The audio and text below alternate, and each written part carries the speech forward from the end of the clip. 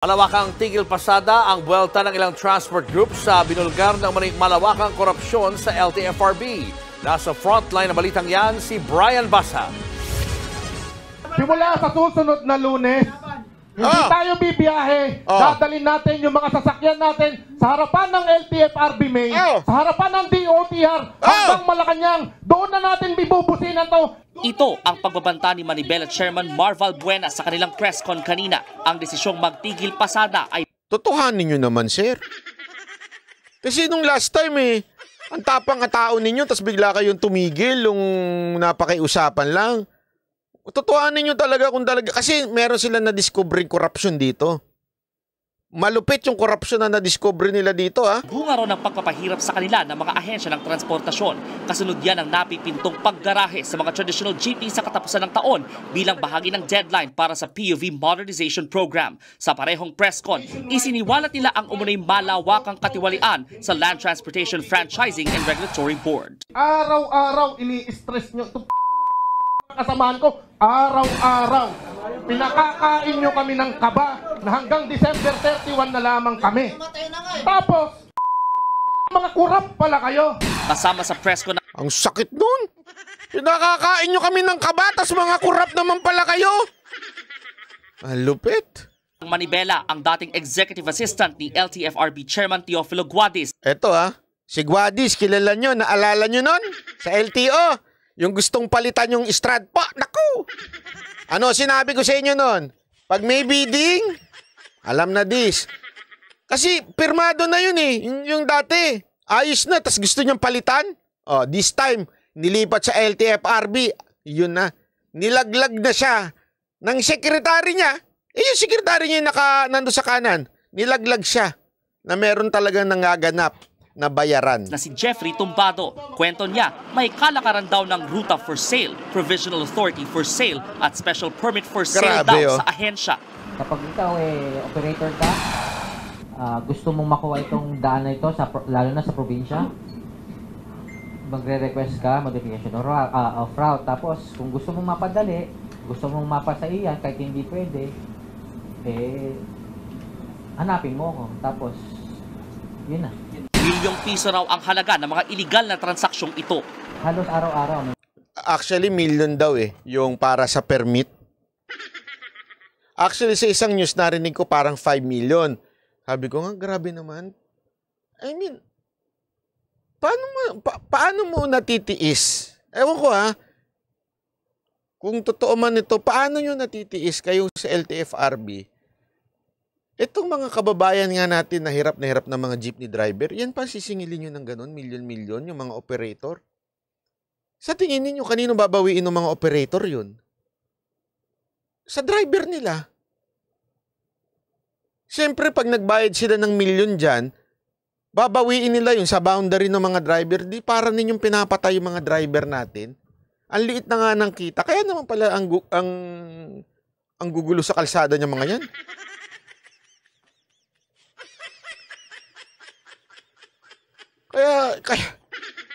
Kaya siguro hindi naman sa ano. Kaya siguro ganyan mga stress yung mga driver natin, kawawa Mantakin mo, ang laki ho niyan. Mga ganyan na, ako ang nilalapitan, ako ang binubulungan. Ba't din nililinaw ko, walang nanghihingi, kundi may naglalagay.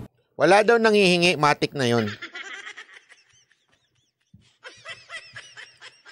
Kasi nga, ganyan nga sa gobyerno. Alam ko yan, yung style na wala nanghihingi, pero pahihirapan ka. Tapos, until may lalapit at sasabihin, eto, baka naman pwede nating mapabilisan itong, itong papel na to. Diyan na, nagkakaroon na ng bigayan dyan. Kalat din daw ang katiwalian hindi lang sa LTFRB Central Office, kundi pati sa kanilang regional offices. Walang pinangalanan si Tumbado sa kanyang mga isiniwalat pero posible raw na hanggang Malacanang ang mga sangkot sa katiwalian. Sa gitna ng revelasyon, naniniwala naman si Tumbado na posibleng biktima lang din daw ang dati niyang boss na si... Mukhang gusto pang iligtas yung boss niya. Biktima lang din daw. Ano to, si Excel din? Nang wete. Puro biktima kayo? Ito namang itong secretary nito ni Guadis talagang ayaw pa niyang malaglag yung amo niya. Biktima rin yung amo mo? Wow, ah! Guadis. I don't believe na siya lang ang pang sarili niya yun. I mean, may instruction din from higher up. May mga hawak daw na patunay si Tumbado na sapat daw para makasuhan ng graft ang mga tiwali sa LTFRB. Dahil sa mga naisiwalat, tingin tuloy ni Valbuena, walang totoong kakampi sa panig ng gobyerno ang mga tsuper at operator ng mga pampublikong sasakyan. Saan kami pupunta ngayon? Kung kami na walang kakayanan, magpapapasok ka dun sa ruta ng mga bagong players, sasagasaan mo, ang hirap na nga ng biyahe ngayon, dadagdagan mo pa kami. Mariin namang itinanggi ni Guadis ang akusasyon. Alam mo, ang masama kasi dito, sa totoo lang ang nagpapahirap talaga sa bansa natin, itong mga korap na opisyal natin. Kasi isipin nyo yung corruption na yan, ang dating kasi talaga niya sa tao, normal na. Anong ibig ko sabihin? Buti nga ngayon na nailalantad pa kahit papaano Pero ang dating kasi talaga niya, para makakuha ka ng permit, di ba kaya nga sinabi ni Pangulong Duterte yan dati, pag yung papel na yan tumagal sa'yo, may plano ka dyan. Kaya tumagal sa'yo yan. Alala niyo sinabi ni PRRD yun? Kaya hindi dapat tumagal sa'yo ng 1 linggo yung papel at mapirmahan kagad. Isipin nyo, nagkakahirap-hirap na nga itong mga driver natin sa taas ng oil, ng gas, tapos ganyan pa mangyayari sa atin. Na bawat may kailangan lagay, pambihira. Kaya na lang din, isipin nyo, kaya na lang din napapayagan yung mga bulok-bulok na jeep. Hindi ko sinisisi sila na bulok yung jeep nila. Kasi nga, yung LTFRB, they don't care kung ano yung ginagamit mo. Bibigyan kanila ng permit, basta may pera. Ngayon, o ikaw naman, kesa na bumili ka ng bago, kesa na i-modernize mo yung jeep mo, pambihira, kinuha na kagad yung pera. Nino? Nung opisyal. So, definitely, hindi ka na bibili. Wala na wala ka nang pambili ng modern jeep. Bakit? Kinuha na ng opisyal. So, yung jeep mo na lang na luma ang gagamitin mo. Kahit delikado na, imaneho. Di ba nakikita natin sa mga balibalita? Yung mga nababangga na walang kinalaman. Bakit? Bakit sila nababangga? Simple lang. Nawawala ng brake. Bakit? Lumang-luma na yung jeep. Hindi makapag-upgrade yung mga jeepney driver, mga operator. Bakit? May bayad Pambihira, 5 milyon. Paano? Ubus na kagad. Doon pa lang sa kukuha ng permit. Ang dating assistant. Wala po akong alam as of this morning. Lagi ka namang walang alam Nasa office. Alam mo, ilang strike na ito, dapat talagang tanggalin to. Pero, alam mo, kahit pa paano hinangaan ko kahit pa paano dito si Marcos kasi tinanggal kagad, sinuspinde. Sabi ko nga, kulang, kasi suspende lang. Kaya lang kasi hindi mo naman pwedeng ikulong kagad. Kasi may due process naman po kasi yun. Diba? Kailangan sampahan pa sa ombudsman, kailangan mapatunayan pa. Hindi basta-bastang pwede mong ikulong yung tao. Pero at least, kahit pa paano, kanina lumabas yung balita, umaga yan lumabas. Tapos, nung gabi, sinuspende na kaagad. Kahit pa paano, gumalaw. Yun naman ang sa akin doon. Kasi baka sabihin nyo iba, kulang naman yung ginawa ni Marcos, sinuspindi lang niya. Alam nyo mga kapatid, ito lang sabihin ko sa inyo, pag may magandang ginawa yung tao, medyo, naman natin, encourage. Hindi ko sinabing purihin nyo, sambahin nyo, hindi yun sinabi ko. Encourage natin, okay yung ginawa mo. Para, every time na may makita tayong magagandang ginagawa, encourage natin yung mga public official. Maganda yung ginawa mo mo pa. Kulang, pero at least sinuspindi na. Para bantayan natin, kasi alam mo, minsan, isipin nyo to pag puna kagad ang gagawin natin, iisipin tuloy ng mga public official, kahit ano naman gawin namin, pupunahin nyo naman kami. Hindi, totoo Kaya minsan ng mga government official nagiging, nagiging parang manhid na, kasi kahit anong gawin nila, yung mga taong against sa kanila, against na sa kanila bahala kayo, against naman kayo. Pero pag may nakikita silang pag-asa sa mamamayan na somehow, may mga mamamayan pa palang kahit papaano, pag may maganda tayong ginawa, hindi tayo binabanatan, di ba? Ganun lang tayo dapat. Po naman ako, wala pa po akong nalalaman na ganyan. Pero kung meron man po, haharapin naman po natin, malinis po ang ating kalooban. Wala pang pahayag sa issue ang palasyo. Nagbabalita mula sa Frontline, Brian Basa, News 5.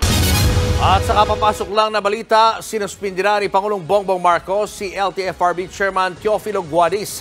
Ay sa Presidential Communications Office, hindi kinukonsinti ng Pangulo ang anumang maling gawain. Alam mo, maraming salamat, Mr. President, at sinuspindi nyo na kaagad yan. We may feel kulang, pero maraming salamat na rin, okay? Dahil sinuspindi ninyo. Pero, babantayan po ng mamamayan yan. Sisiguraduhin sana ninyo na wag nang bumalik yan. Kasi, pabalik-balik na yan, paikot-ikot lang. Ewan ko, bakit ang lakas niyan eh? Malakas ba sa DOTR yan? Hindi ako nagtataka lang ako kasi parang ang lakas niya sa DOTR, paikot-ikot lang siya eh. Noong una, sa LTO yan, nagkalat. Eto na naman sa LTFRB, baka mamaya suspende na naman yan, ililipat na naman ni DOTR Secretary. Kasi yung DOTR Secretary natin, parang nire-recycle lang siya, paikot-ikot lang eh.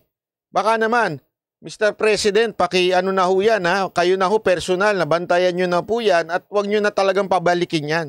Salamat at sinuspend nyo kagad, dali-dali nyo sinuspend. Pero feeling ko matutuluyan to eh. Sana lang. Kaya nga ngayon, papalakpakan ko muna si Pangulong Marcos. Bakit? Para maengganyo siyang tanggalin na talaga to. Hindi totoo eh. Alam mo yon? Kasi tandaan ninyo ha, tandaan ninyo. Dalawa ng klase ang nasa gobyerno.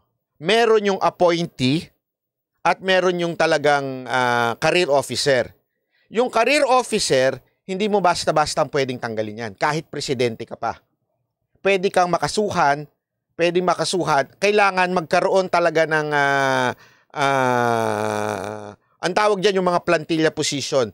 Hindi ko alam kung plantilla siya o siya ay appointee lang. Okay? So, kaya nga, siguro, inaaral pa nila kasi bago ka gumalaw ng move, siguraduhin muna nilang appointee lang. Kasi nagtaka ko nung unang medyo pumalpak na siya, inilipat lang siya. Bakit? Kasi nga, posible na plantilla lang siya. Ganyan din nangyari dun sa yung isang sekretary ng DA, hindi sekretary, USEC. Inilipat lang din kasi po plantilla position sila. Hindi sila basta-bastang pwedeng tanggalin. Nandun sila, meron silang fixed term.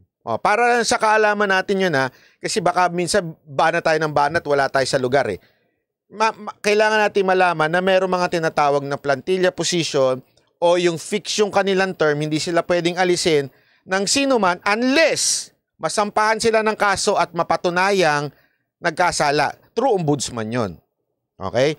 Pero they can be suspended agad-agad. So malamang, sinuspend to, tapos baka sasampahan ng kaso. So kaya nga sabi ko sa inyo, mabilis yung galaw. Mabilis yung galaw ni Marcos dito, pero bantayan natin. Bantayan natin na sana masampahan talaga. Kaya lang kasi depende dun sa depende dun sa nagsalita kung may enough evidence siya Baka mamaya, alam mo naman yun, daldal lang, mayari, di ba? Baka makaano lang yun. Sana talaga may ebidensya at masampahan na yan nang matanggal na talaga siya sa gobyerno, yung hindi na siya makakabalik sa gobyerno. Sana ganun ang mangyari.